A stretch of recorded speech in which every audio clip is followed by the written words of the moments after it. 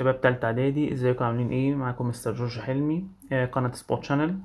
النهاردة هنختم المنهج بتاعنا بيونت 4. يونت 4 بنتكلم فيه عن حاجة اسمها هرمونز. ايه الهرمونز دي؟ هنعرف كل حاجة النهاردة، تابعوني. ولو في حاجة مش واضحة في اخر الفيديو عندنا الكومنتس، ممكن تكتبوا فيها استفساراتكم واسئلتكم، وانا هجاوب على الاسئلة بتاعتكم على قد ما اقدر. طيب خلينا نبدأ مع بعض النهاردة. يونت 4 هي ما فيهاش غير لسن واحد بس اللي بنتكلم فيه عن هرمونز. نبدأ درسنا النهارده سؤال بسيط قوي. What are the hormones؟ هي ايه الهرمونات؟ Hormones are chemical substances or chemical messages، رسائل كيميائية، أو هي عبارة عن مواد كيميائية بنعتبرها رسائل كيميائية that control and organize most of vital activities، بتتحكم وبتنظم معظم العمليات الحيوية and functions والوظائف in living organisms body.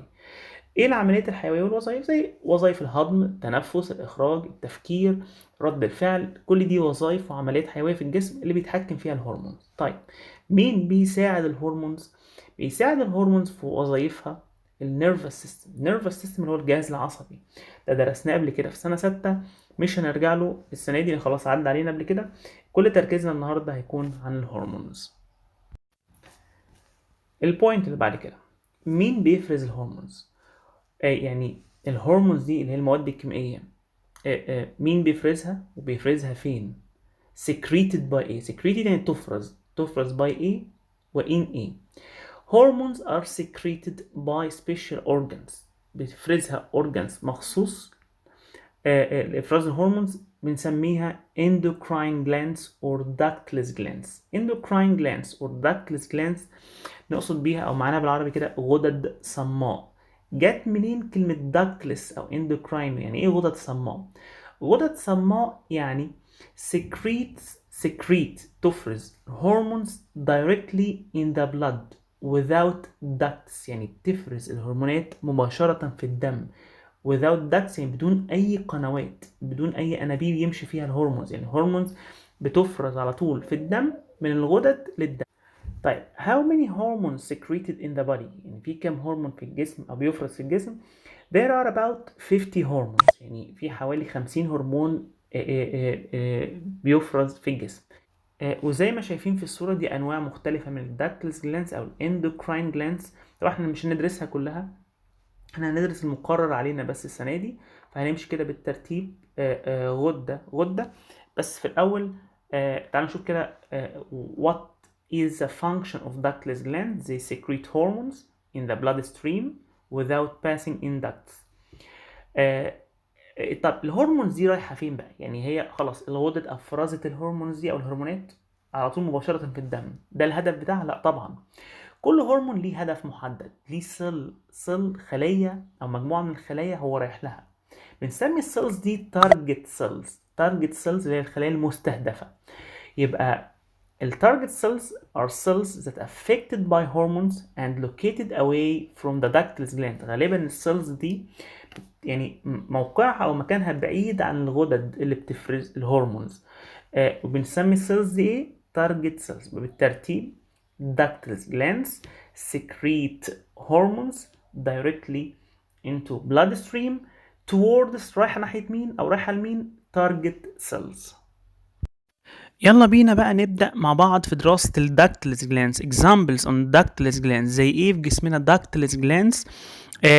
بس قبل ما نشوف زي ايه او examples على ductless glands، احنا هنعمل ايه؟ هندرس الجلاندز، نعرف اللوكيشن بتاعت كل جلاند، لوكيشن موقعها في الجسم، its function، secretions افرازاتها، its size، لو في مجال نعرف السايز مقاسها او حجمها قد ايه. كل ده هنحاول نلخصه في كل جلاند هنشرحها مع بعض. طيب فلو بدأنا مع بعض gland number 1. gland number 1 is called pituitary gland. pituitary gland means الغدة النخامية. طيب قبل ما نعرف اللوكيشن it has another name، هي ليها اسم تاني بيسموها the master gland. معناها الغدة السيدة أو سيدة الغدد، الرئيسة بتاعتهم. طب ليه ده اديناها اللقب ده أو ليه ده اديناها الاسم التاني اللي هو ماستر جلاند؟ خلونا نعرف دلوقتي مع بعض ليه سميناها ماستر جلاند. واضح من التيبل اللي عندنا ان البيتيوتري جلاند secretes group of hormones مجموعة من الهرمونات. الهرمونات دي stimulate يعني بتحفز the work of other glands. يعني الغدة دي بتفرز مجموعة هرمونات، الهرمونات دي بتشتغل عشان تحفز أو تنشط عمل الغدد الأخرى، فبالتالي سموها ماستر جلاند. تعال نشوف السكريشنز ايه افرازاتها. نمبر 1 عندنا هرمون اسمه جروث هرمون، هرمون النمو. that controls the speed rate of growth of muscles, bones and other body organs. So it determines the height that the body reach. يعني ايه؟ الهرمون ده اللي هو هرمون النمو بيتحكم في سرعة او معدل نمو العضلات والعظام، فده مسؤول عن طول الجسم او الارتفاع اللي ممكن الجسم يوصل له خلال مراحل النمو. ده اسمه جروث هرمون. نمبر 2 thyroid stimulating hormone. thyroid stimulating hormone يعني هرمون محفز للثايرويد جلاند. في غدة تانية نشرحها كمان شوية اسمها ثايرويد جلاند، ده هرمون محفز ليها اللي هي الدرقية. ده activates the thyroid glands. C adrenal stimulating hormone. هرمون محفز للغدة الكظرية. adrenal دي غدة اسمها الغدة الكظرية، هنشرحها برضو بالتفصيل. دي sexual glands activating hormone، هرمون محفز لغدد التناسل أو التكاثر. mammary glands activating hormone. ده هرمون activates أو stimulates the mammary glands، يحفز الغدد الثديية، طبعا ده in female، خلاص، to secrete milk عشان تفرز اللبن، ده بعد الولادة after delivery، خلاص، عشان الأم تفرز اللبن الرضاعة. الهرمون ده هو اللي بيشغل أو يعني بيحفز الغدد الثديية للمامري gland to secrete milk. F facilitating hormone during delivery، ده هرمون مسهل لعملية الولادة. G hormones to regulate the amount of water in the body، ده هرمون مجموعة من الهرمونات بتنظم كمية المية في الجسم. يبقى الجيف ريزون بتاعنا بيقول لنا pituitary gland is known as the master gland. ليه master gland؟ because it secretes hormones that regulate the activities of most of other endocrine glands. ده بالنسبة للpituitary gland. number 2 تاني غدة هنتكلم عنها النهاردة اسمها thyroid gland. thyroid gland اللي هي الغدة الدرقية. واضح من الصورة ان thyroid gland دي موجودة فين؟ in the front surface of the neck on both sides of the trachea. يعني دي موجودة على جانبي القصبة الهوائية. دي فين؟ في الرقبة. structure ده بيتكون منين؟ two loops فصين linked together by a small part. برضو نفس الفكرة، الثايرويد جلاند دي عبارة عن فصين بس مكانها فين؟ في الرقبة. البيتيوتري جلاند كانت في المخ أو أسفل المخ. secretions بقى دي إفرازاتها، دي بتفرز two hormones، secretes two hormones. number 1 أو هرمون إيه؟ اسمه thyroxine hormone. thyroxine hormone ده بيعمل إيه؟ it plays a main role in food assimilation process. ده بيلعب دور مهم ودور رئيسي في عملية اسمها عملية التمثيل الغذائي. ايه الفود اسيميليشن؟ الفود اسيميليشن دي عملية بسيطة جدا او بمنتهى البساطة عشان تبقى واضحة بالنسبة لنا، هي converting او تحويل الفود into energy، عملية تحويل الاكل او الطعام اللي بناكله لطاقة عشان نعرف نستفيد بالطعام. خلاص، عشان كده اول ما بناكل الثايرويد جلاند دي بتشتغل فبتنتج ثايروسين هرمون، فمهمه جدا في عمليه اسمها فود اسيميليشن اللي هي التمثيل الغذائي. التمثيل الغذائي تحويل الطعام بتاعنا لطاقه، converting the food into energy. عشان كده لما بيحصل خلل في الغده دي او اضطراب فيها بيتاثر او احيانا بيحصل خلل في وزن الجسم، يعني ممكن الوزن يزيد. فالغدة دي plays an important role أو main role in food assimilation process in the body. It launches يعني تطلق the necessary energy of the human body from food. Hormone number 2 اسمه calcitonin hormone. calcitonin hormone it controls the level of the calcium in the blood. واضح من اسمه calcitonin hormone ده بيتحكم في level مستوى الكالسيوم في الدم. جلاند نمبر 3، جلاند كتير قوي منكم سمع عنها واكيد ناس عارفاها كتير، اللي هي بانكرياس جلاند. بانكرياس يعني جلاند واضح ان ليها علاقه بموضوع السكر، فبالتالي في ناس كتير عارفاها. البانكرياس جلاند هي غده واحده موجوده فين؟ in the abdominal cavity below the stomach، يعني غده واحده موجوده في التجويف البطني اسفل المعده. طيب secretes بتفرز ايه؟ two hormones، insulin hormone and glucagon hormone. insulin glucagon.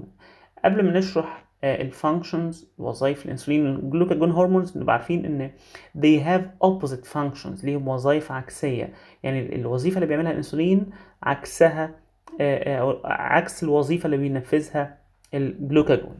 طيب نبدا مع بعض بالانسولين. بيعمل ايه الانسولين؟ It reduces the level of glucose sugar in the blood. بيقلل معدل السكر في الدم. الدم فيه سكر اسمه جلوكوز، ده بيجي لنا من الاكل. طيب ده يعني الانسولين بيعمل ايه؟ البنكرياس بيفرز انسولين عشان يقلل معدل السكر. ازاي؟ It helps the sugar transference from the blood to body cells as it can be used to get energy. يعني الانسولين بيروح على الدم ينقل منه الجلوكوز شوجر يوديه للبادي سيلز، خلايا الجسم، عشان يدي الخلايا دي ايه؟ طاقة. فبالتالي هو سحب الجلوكوز شوجر من البلد ووداه للبادي سيلز لخلايا الجسم عشان يديها طاقة. فبالتالي هو قلل معدل الجلوكوز شوجر in the blood. مادام سحبه من الدم يبقى قلل المعدل ده. بعد كده it activates the storage of glucose in the liver. بينشط تخزين الجلوكوز شوجر في الكبد وبيحوله لصورة كده تاني اسمها جلايكوجين. جلايكوجين ده تحويل او الصورة اللي هي هيتحول ليها الجلوكوز شوجر جوه او داخل الكبد. طيب بالنسبة بقى للجلوكاجون، تعالوا نشوف بقى الاوبوزيت فانكشن. It raises the level of sugar in the blood. بيرفع معدل او مستوى الجلوكوز شوجر في البلد، في الدم. ازاي؟ عن طريق ايه؟ through stimulating قلنا قبل كده ان معناها تحفيز. stimulating the liver to convert the stored glycogen into glucose. بيحفز خلايا الكبد انه يحول السكر اللي اتخزن بيها اللي هو الجلايكوجين يرجعه تاني او يحوله تاني لجلوكوز شوجر that releases into blood stream to be available to body cells. يبقى لاحظتوا العكس، دي وظيفة عكسية. الجلوكاجون بيروح لخلايا الكبد يحفزها عشان تحول الجلايكوجين اللي هي الصورة المحولة، يرجعها تاني جلوكوز شوجر. بعد كده يبعتها للبلد، البلد ياخد الجلوكوز شوجر ده يرجعه لمين؟ للبادي سيلز. opposite function، وظائف عكسية أو وظيفتين عكسيتين، الانسولين هرمون والجلوكاجون هرمون. ناخد بالنا من السؤال ده. give reason pancreas is a double function gland. double function يعني ليه وظيفة مزدوجة. ازاي مستر؟ هو البنكرياس مش بيفرز هرمونز؟ يعني مش دي الوظيفة الوحيدة للبنكرياس؟ لا، there is another function. pancreas ليه وظيفتين. في وظيفة خاصة بإفراز الهرمونز، الهرمونات اللي اتكلمنا عليها من شوية، وفي وظيفة تاني خاصة بالهضم digestion. فعشان كده بيقول ايه؟ because it secretes hormones. دي number 1 الوظيفة الأولى، secretes hormones that regulate the sugar level in the blood. دي number 1. number 2 it also secretes digestive enzymes. بيفرز انزيمات خاصة بالهضم اسمها انزيمات الهضم that help in digestion. يبقى secretes hormones خلاص و secrete digestive enzymes.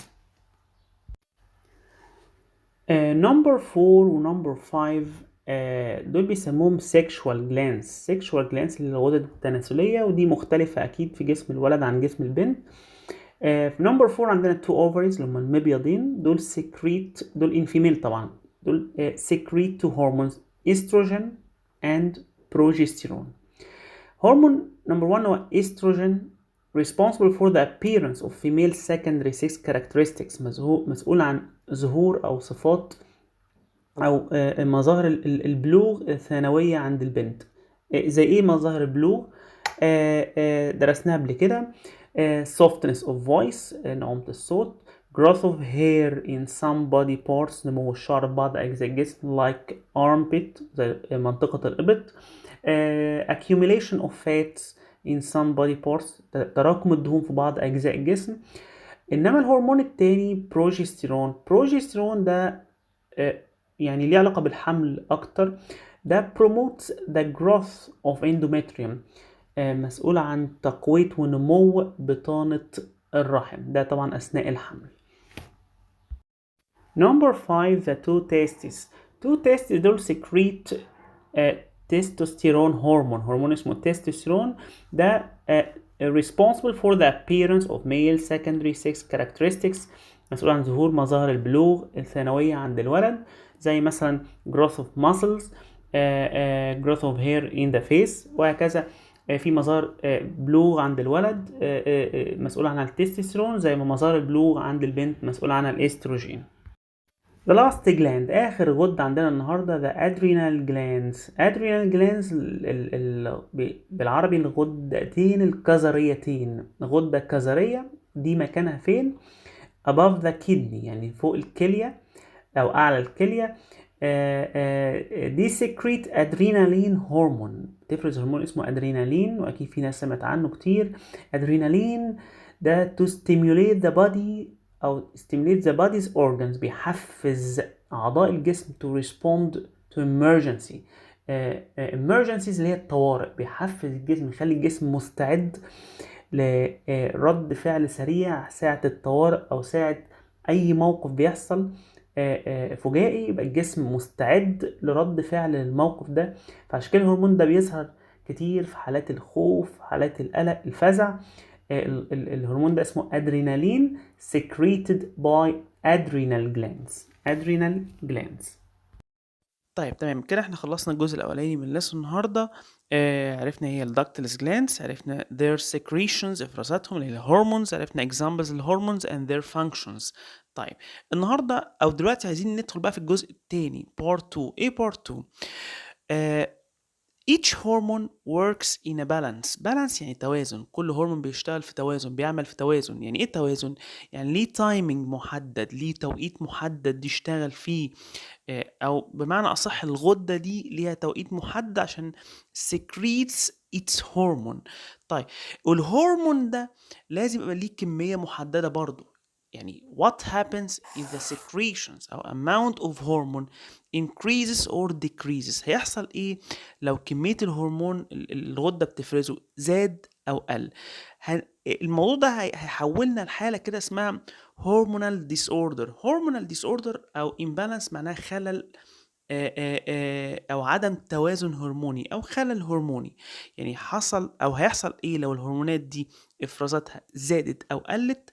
ده اللي هنشوفه دلوقتي أو هنعرفه مع بعض. Number 1 growth hormone diseases caused by decreasing or increasing the secretion of growth hormone. If the growth hormone secretion decreases, this causes dwarfism. ده يسبب مرض اسمه dwarfism أو التقزم. The body stops growing so the person becomes a dwarf يعني قزم. طبعا هرمون النمو لما بيقل خلال مرحلة الطفولة بيبدأ نمو الجسم يبقى بطيء أو بيقل. طيب reason ده سببه إيه؟ زي ما قلنا decrease of secretion in the growth hormone at the childhood. العكس على طول another disease called gigantism means العملاقة أو التعملق. gigantism a continuous growth in the limbs bones so the person becomes a giant. يعني هنا بقى ال reason عندنا هنا increase the secretion of growth hormone as a childhood. لو زاد إفراز هرمون النمو بقى في فترة الطفولة، طبعا زاد عن المعدل الطبيعي، هيحصل continuous growth يعني نمو مستمر in the limbs bones يعني في عظام الأطراف اللي هي القدمين والرجلين، العظام بتنمو أكبر من المعدل الطبيعي so the person becomes a giant يعني عملاق. Number 3 simple goiter ده description بقى، وصف المرض ده ايه؟ enlargement of the thyroid gland and the neck، تضخم في الغدة الدرقية والرقبة. هتلاقوا الرقبة بتورم نتيجة ورم الغدة دي. طب ليه بيحصل المرض اللي هو السيمبل جويتر؟ الريزون، السبب decrease the secretion in the thyroxine hormone، نقص افراز الهرمون اللي خدناه قبل كده اسمه ثايروكسين. طب ليه بينقص؟ ده نتيجة نقص حاجة تاني for the lack of iodine in food، نقص معدل او عنصر كده مهم في الاكل اسمه ايودين اللي هو اليود. فلما اليود بيقل في الطعام افراز الثايروكسين بيقل، فبيحصل ليها تضخم او ورم في الغدة دي. يبقى نقولها تاني reason decrease of secretion in the thyroxine hormone for the lack of iodine in food. الثايروكسين يقل نتيجة ان الايودين او اليود بيقل في الطعام. iodine enters in the hormone's structure. طيب العكس، what happens if the secretion of thyroxine hormone increases؟ الافراز بتاع الثايروكسين هرمون زاد. هننقل بقى الديزيز نمبر 4 اسمه exophthalmic goiter. exophthalmic goiter ده بقى بيحصل في ايه؟ او description enlargement of thyroid gland، تضخم الغدة، بس accompanied by مصحوب شوية حاجات بقى، شوية أعراض تاني. loss of weight، فقد الوزن، loss of tension، فقد الانتباه، and exophthalmosis. exophthalmosis ده حاجة اسمها جحوظ العين. يعني لو بصينا للصورة كده بنلاقي العين بتجحظ للخارج، يعني بتخرج لبره شوية. ده نتيجة ايه بقى؟ increase of secretion in the thyroxine hormone. last disease number 5 diabetes. diabetes ده مرض مشهور قوي ومعروف، بالعربي معناه البول السكري. ده فكرته متعلق بالبنكرياس والانسولين هرمون.